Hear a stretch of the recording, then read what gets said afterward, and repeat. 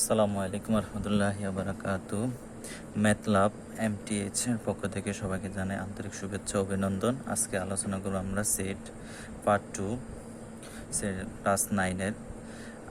আমাদের গত ক্লাসে আমরা আলোচনা করছিলাম স্বাভাবিক সংখ্যা, মূলদ সংখ্যা, অমূলদ সংখ্যা, ঠিক আছে, বাস্তব সংখ্যা, আর অবাস্তব সংখ্যা, পূর্ণবর্গ সংখ্যা, পূর্ণ সংখ্যা, ঋণাত্মক অঋণাত্মক সংখ্যা, ধনাত্মক সংখ্যা, মৌলিক সংখ্যা, ঠিক আছে, মৌলিক সংখ্যা, যৌগিক সংখ্যা, সহমৌলিক সংখ্যা, গুণনীয়ক সংখ্যা ও গুণিতক। আশা করি গুণনীয়ক পর্যন্ত আমাদের রিভিউটা ছিল। আজকে আমরা আলোচনা করব গুণিতক, ঠিক আছে। গুণিতক কাকে বলে? গুণিতক হচ্ছে একটি সংখ্যাকে যতবার গুণ আকারে লেখা যায়। একটা সংখ্যাকে যতবার গুণ আকারে লেখা যায়, একটি সংখ্যাকে যতবার গুণ আকারে লেখা যায়। যেমন আমি একটি 2 সংখ্যা নিলাম, ঠিক আছে, 2 নিলাম। দেখো 2, 4, 6, 8, 10, 12 এভাবে আমরা তো 20 বার পর্যন্ত গুণ করে, এভাবে তুমি অসংখ্যবার গুণ করতে পারো, যতবার ইচ্ছা ততবার গুণ করতে পারো, যখন 2 গুণ 2 গুণ করে, ঠিক আছে, গুণিতকটা। আর আমাদের সেট গঠন পদ্ধতিতে বলা থাকবে যে 2 এর গুণিতক, 3 এর গুণিতক, 5 এর গুণিতক। যখন এই 5 এর গুণিতক, 2 এর গুণিতক, 3 এর গুণিতক, গুণিতক শব্দটা যখন লেখা থাকবে, বলা থাকবে, তাহলে অবশ্যই তুমি ভেবে নিবা যে এটা একটা যে সংখ্যাটা দেওয়া আছে ওই সংখ্যাটাকে বারবার গুণ করা। যদি 2 এর গুণিতক থাকে 2 এর নামতা পড়বা, 3 এর গুণিতক থাকলে 3 এর নামটা পড়বা, 4 এর নামতা থাকলে 4 এর নামতা পড়বা, 5 এর নামতা থাকলে 5 এর নামতা পড়বা, ঠিক আছে। এটা হচ্ছে গুণিতকের সিস্টেম। আর অশূন্য পূর্ণ সংখ্যাটা হচ্ছে, খেয়াল করো, অশূন্য পূর্ণ সংখ্যাটা হচ্ছে যে অশূন্য পূর্ণ সংখ্যা হচ্ছে শূন্য ব্যতীত সমস্ত ধনাত্মক ও ঋণাত্মক পূর্ণ সংখ্যা এর মধ্যে অন্তর্ভুক্ত থাকবে, ঠিক আছে। যেমন দেখো, আমরা পূর্ণ সংখ্যাটা শিখছিলাম কি, শূন্য সহ সকল ধনাত্মক ঋণাত্মক সংখ্যা, শূন্য সহ সকল ধনাত্মক ঋণাত্মক সংখ্যা, যেমন 1, 2, 3 ডট ডট ডট। দেখাও এখানে এতটুকু হচ্ছে আমার ঋণাত্মক সংখ্যা, এই হচ্ছে শূন্য, আর এটা হচ্ছে আমার ধনাত্মক সংখ্যা, তাহলে এটাকে বলা হবে কি, পূর্ণ সংখ্যা। আবার যখন এই শূন্যটা যখন দেওয়া থাকবে না, তখন হয়ে যাবে অশূন্য পূর্ণ সংখ্যা। অশূন্য কি সংখ্যা? পূর্ণ সংখ্যা। আশা করি গুণিতক এবং অশূন্য সংখ্যা এবং আগের যেসব এগুলা নিয়ে আলোচনা করছিলাম এগুলা আশা করি বুঝতে পারছো, ঠিক আছে। আজকে আমরা আরো কিছু নিয়ে ডিটেলস আলোচনা করবো। দেখো, যেগুলো আমাদের ডিস্টার্ব বলতে আমি বলবো না যে আমাকে খুব বেশি ডিস্টার্ব করে। যেমন সেট গঠন পদ্ধতিতে লেখা থাকে এক্স সার্চ দ্যাট এক্স হলো স্বাভাবিক সংখ্যা। খেয়াল করো, আমি আগে লিখে রাখছি, কারণ যদি ভিডিওতে এটা লিখি তাহলে অনেক বড় হয়ে যাবে, এই জন্য আমি আগে লিখে রাখছি তোমাদের সহজের জন্য। দেখো, আমাদের সেট গঠন পদ্ধতিতে বলা থাকবে কি, এক্স সার্চ দ্যাট এক্স হলো স্বাভাবিক সংখ্যা, ঠিক আছে। আর এটাকে সংক্ষেপে এন দিয়ে প্রকাশ করা হয়। সংক্ষেপে কি দিয়ে প্রকাশ করা হয়? এন দিয়ে। তাহলে ন্যাচারাল নাম্বারটা আমরা জানি 1, 2, 3, 4, 5, ঋণাত্মক এবং শূন্য হবে না। বাস্তব সংখ্যাকে আর দ্বারা প্রকাশ করা হয়। বাস্তব সংখ্যা কি দ্বারা প্রকাশ করা হয়? আর দ্বারা প্রকাশ করা হয়। যদি এইভাবে বলা থাকে এক্স এলিমেন্টস আর, ঠিক আছে, তার মানে এই আর মানে হচ্ছে আমার বাস্তব রিয়েল নাম্বার, ঠিক আছে। এবার আসো, বাস্তব সংখ্যা কাকে বলে? শূন্য সহ সকল মূলদ অমূলদ সংখ্যা। মূলদ অমূলদ সংখ্যায় হচ্ছে কি আমার বাস্তব সংখ্যা। এবার এখানে দেখো, এই হচ্ছে শূন্য, এই হচ্ছে আমার মূলদ, ঠিক আছে, আর এই হচ্ছে আমার অমূলদ সংখ্যা, ঠিক আছে। মূলদ এবং অমূলদ সংখ্যা এখানে দেওয়া আছে। দেখো, মূলদটা হচ্ছে নিচে দিয়ে একটু দেখো, নিচে আলোচনা আছে মূলদ সংখ্যা। মূলদ সংখ্যাকে সংক্ষেপে কিউ দ্বারা প্রকাশ করা হয়। যেমন 0, 5, 5/8। মূলদ সংখ্যা কাকে বলে? যেসব সংখ্যা p/q আকারে প্রকাশ করা যায়, কিউ নট ইকুয়াল 0, তার মানে কিউটা কখনো 0 হবে না, তার মানে p/q। এই কিউটা কখনোই 0 সমান হবে না, তার মানে 0 থেকে বড় হবে, তার মানে 1, 2, 3, ঠিক আছে। তাহলে উপরে ফিটা যদি ধরো 2 থাকে, নিচে যদি কোনো সংখ্যা যদি না থাকে, তার মানে 2 নিচে মনে 1 আছে, নিচে মনে কি আছে? 1 আছে। তার মানে p/q আকারে যে সংখ্যাটা আমরা প্রকাশ করতে পারবো সেটি হচ্ছে আমার মূলদ সংখ্যা।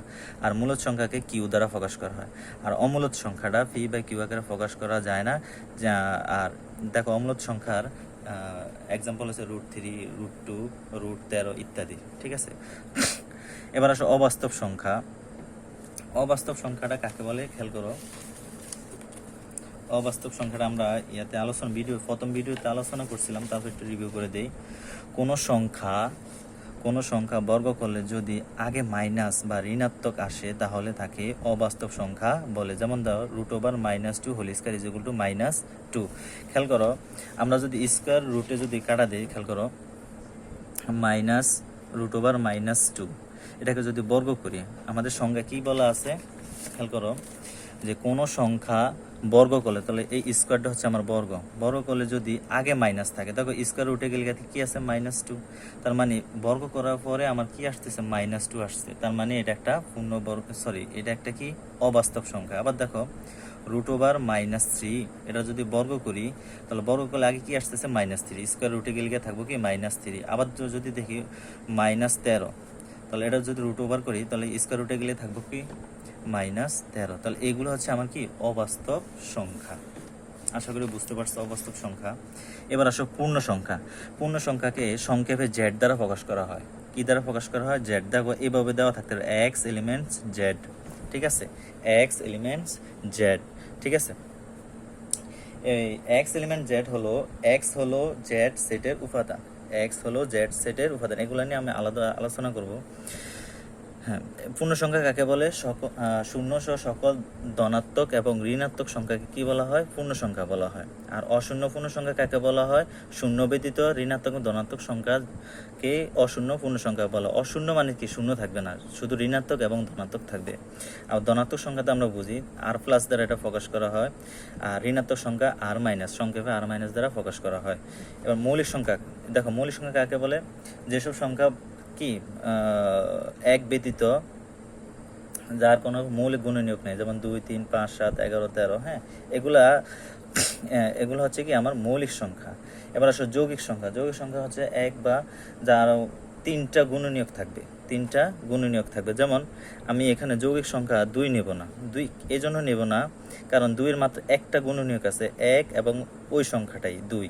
ঠিক আছে, তার মানে আমি 2টা এটা যৌগিক সংখ্যা বলবো না। ঠিক আছে, এটাকে আমরা মৌলিক সংখ্যা ধরবো। দেখো 4, দেখো 4-এর 1 দিয়ে ভাগ যায়, 2 দিয়ে ভাগ যায়, 4-এ 4 দিয়ে ভাগ যায়। যখন দেখবা যে একটা সংখ্যাকে 3বার ভাগ যায়, ও 3বার ভাগ গেলে বুঝবা যে ওই সংখ্যাটা যৌগিক সংখ্যা। যে কোনো সংখ্যা 3-এর অধিক, 3 বা 3-এর অধিক কোনো গুণনীয়ক যদি থাকে তাহলে বুঝবো যে ওই সংখ্যাটা একটা কি যৌগিক সংখ্যা। আশা করি বুঝতে পারছো। এবার আসো সহমৌলিক।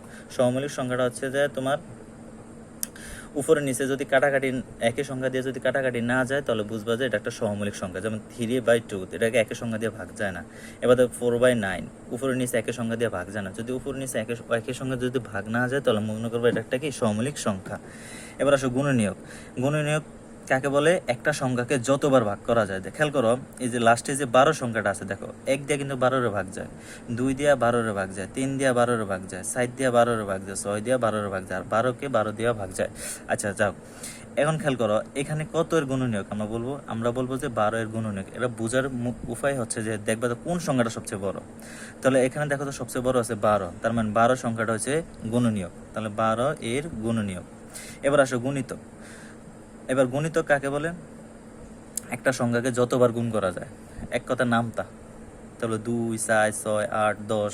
ঠিক আছে, এরপরে আছে 3-এর নামতা, 3, 3 একে 3, 3 দুগুণে 6, 3 একে 3, 3 দুগুণে 6। এভাবে লিখবে না তোমরা, আবার এভাবে বুঝবা না। ঠিক আছে, তুমি লিখবা 3, 6, 9, 12 এভাবে লিখবা।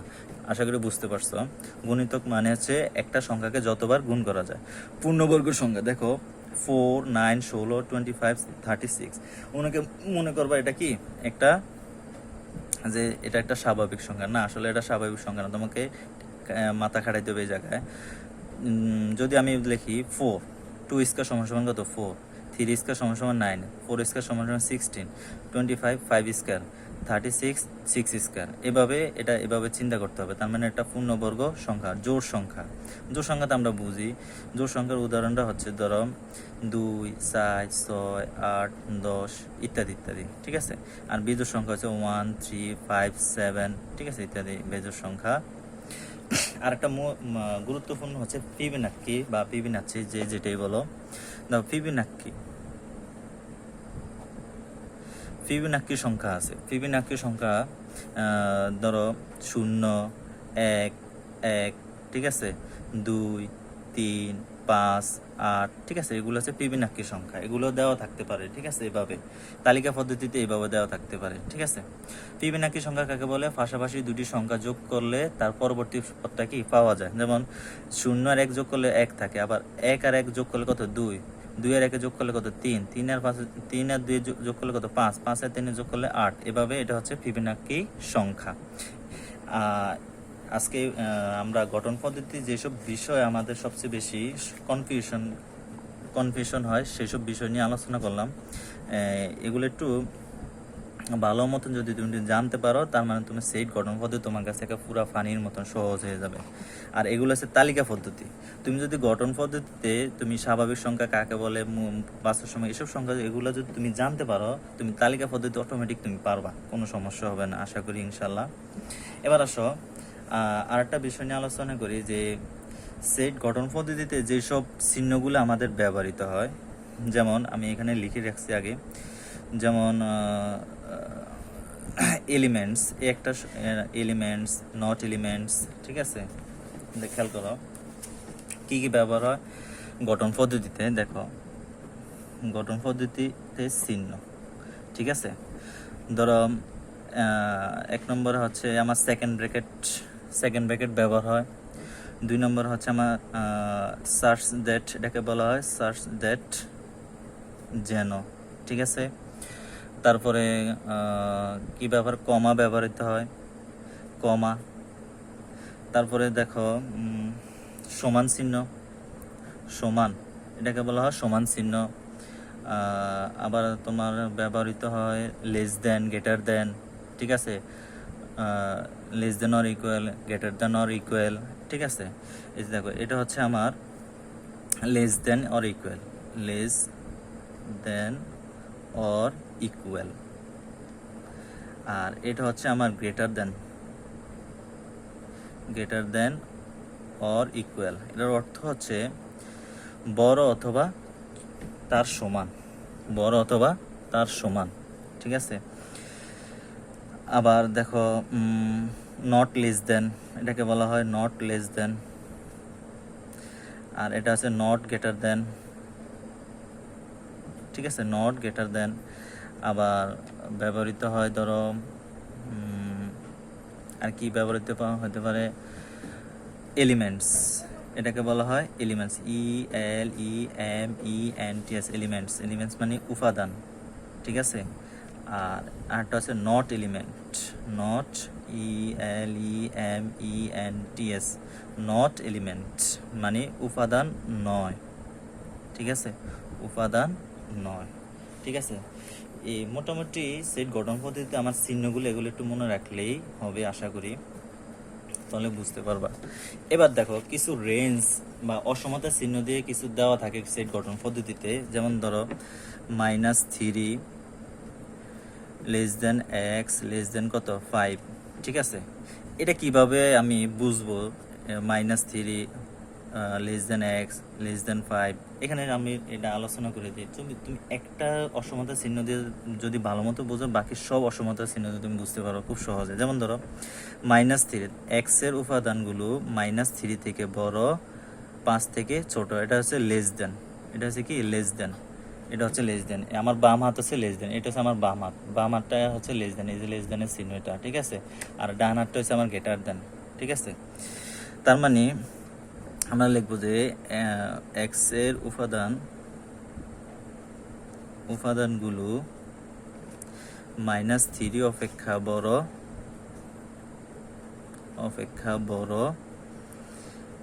হ্যাঁ, -3 অপেক্ষা বড়, 5 থেকে ছোট। এবার যদি বলি -2, 4, সেম কথা, এক্স এর উপাদানগুলো -2 থেকে বড়, 4 থেকে ছোট, ঠিক আছে। তাহলে আমরা সেই ক্ষেত্রে যদি এটাকে যদি বলা হয় সেট গঠন তালিকা পদ্ধতিতে প্রকাশ করো, তাহলে আমরা কিভাবে তালিকা পদ্ধতি প্রকাশ করব? তাহলে দেখো -2 থেকে -1 বড়, তারপরে 0 1 2 3। ঠিক আছে, আমরা 4 নেব না, কারণ 4 থেকে বলছে ছোট। ঠিক আছে, এবার এটাতে আসো, যদি এটাকে বলা হয় তালিকা পদ্ধতি প্রকাশ করতে, তাহলে আমরা লিখবো যে -3 থেকে বড়, তাহলে -3 থেকে বড় কি -2, তারপরে -1, তারপর 0, তারপর 1 2 3 4। আশা করি এই এক্সাম্পলটা তোমরা বুঝছো। এই এক্সাম্পলটা যদি বুঝে থাকো, বাকি সব এক্সাম্পল একই রকম। এবার আসো অন্যরকমভাবে যদি দেওয়া থাকে, খেয়াল করো, যদি এইভাবে বলা থাকে, ধরো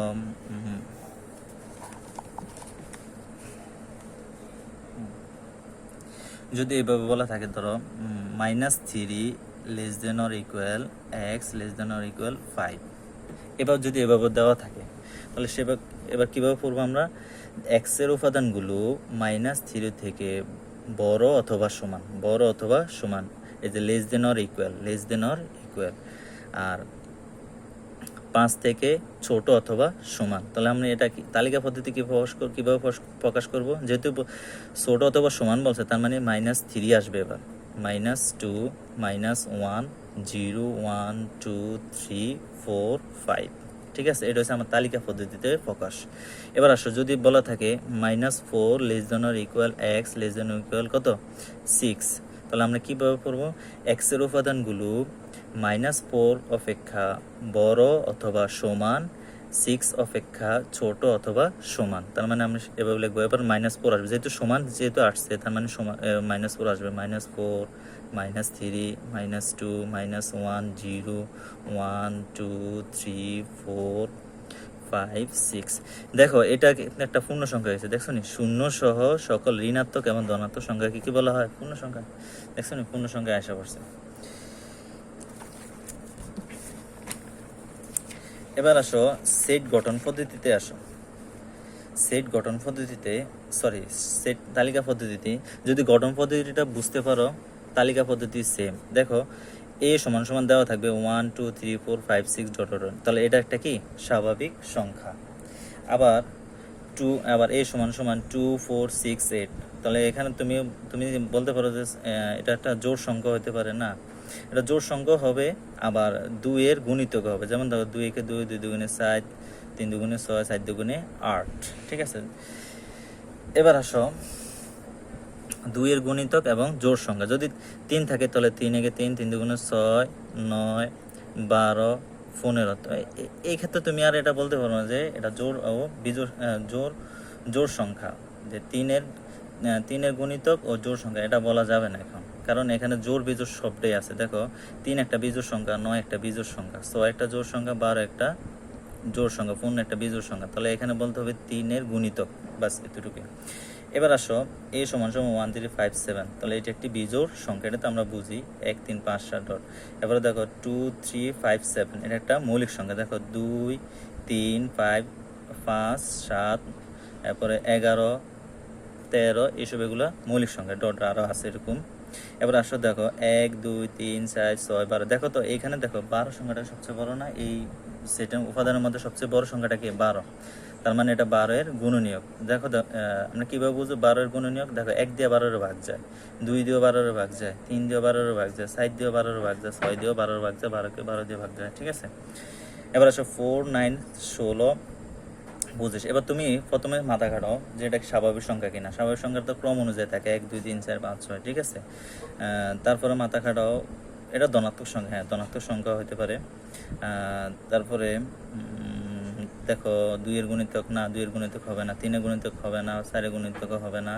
ঠিক আছে, তাহলে বিজোড় সংখ্যা না, বিজোড় সংখ্যা না, জোড় সংখ্যা না। তাহলে কি 25 এর গুণনীয়ক না, 4 দিয়ে কোনো 25 ভাগ যায় না, 9 দিয়ে 25 ভাগ যায় না। ঠিক আছে, তার মানে পূর্ণবর্গ সংখ্যা, তাহলে এটা একটা পূর্ণবর্গ সংখ্যা। এরপরে দেখো এও থাকতে পারে -2 -1 0 1 2 3, তাহলে এভাবে দেওয়া থাকলে এটা বুঝবো কি শূন্য সহ সকল ঋণাত্মক ও ধনাত্মক সংখ্যাটা হচ্ছে কি সংখ্যা? আমাদের পূর্ণ সংখ্যা। ঠিক আছে, এগুলো নিয়ে আলোচনা করছিলাম, একই কথা বারবার ঘুরে আসতেছে। ঠিক আছে,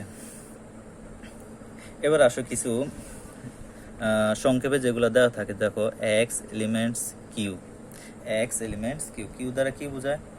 আমরা কিউ দ্বারা মূলদ সংখ্যা বোঝায়, কিউ দ্বারা কি বোঝায়?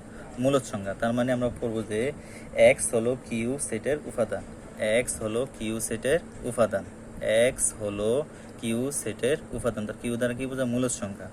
আর এক্স এলিমেন্টস আর প্লাস দ্বারা কি বোঝায়? ধনাত্মক সংখ্যা। কি সংখ্যা? ধনাত্মক সংখ্যা। দেখো আমরা এখানে আমরা পড়ছিলাম, দেখো আর প্লাস মানে ধনাত্মক